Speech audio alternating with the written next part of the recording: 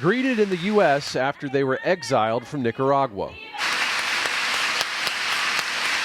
Catholic priests and seminarians given humanitarian protection in America now being welcomed into Catholic Church communities, including in Charlotte and Miami. These are not rogue priests who are calling for, violent uprisings. All they did wrong was to speak out against the regime. The priests transported along with Nicaraguan activists, journalists, and politicians, more than 200 of them in total, all political prisoners flown to the U.S. a week ago. They were sentenced in Nicaragua, and many spent time in jail after criticism of their government under President Daniel Ortega.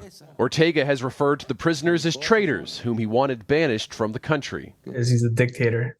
It's a flagrantly undemocratic government, extremely corrupt.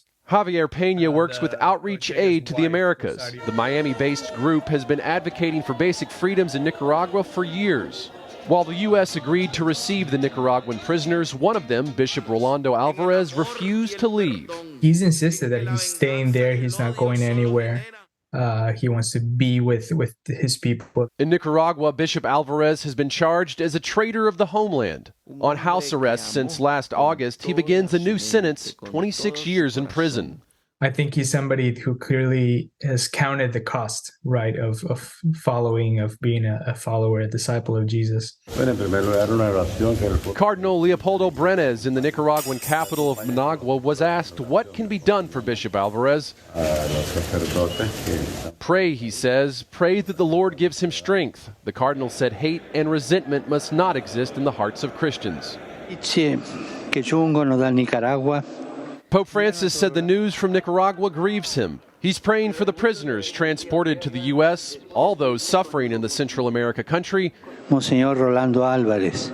And the Holy Father expressed concern for Bishop Alvarez, whom he said he deeply cares for.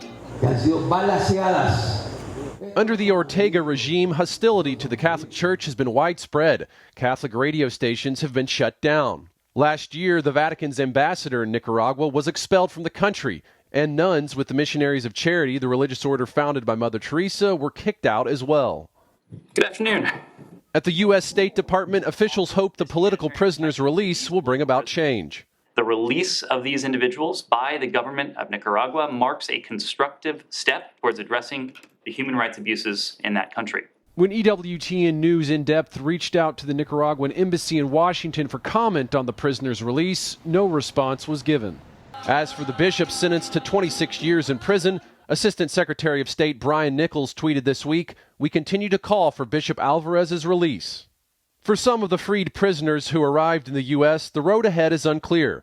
The Nicaraguan government has voted to strip them of their citizenship, but some say they will continue to fight for democracy from afar. I love my country. And Juan Sebastian Chamorro was a presidential hopeful in Nicaragua. So was Felix Maradiaga. He ran in the country's 2021 presidential election. Both were political opponents to Ortega, but like others, they were arrested before the vote, clearing the field for the Nicaraguan president, easing his path to remain in power.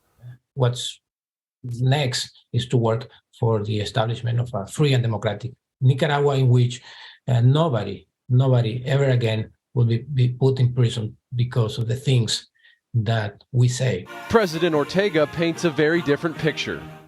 He refers to the released prisoners as terrorists.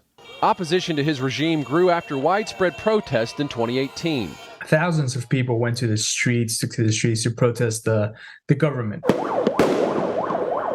But the government brutally suppressed the opposition. Not long after the protest in early 2019, we met two migrants from Nicaragua, Esperanza and her son, waiting on the Mexican side of the U.S. border near Brownsville, Texas. They had traveled from Nicaragua to seek asylum in the U.S.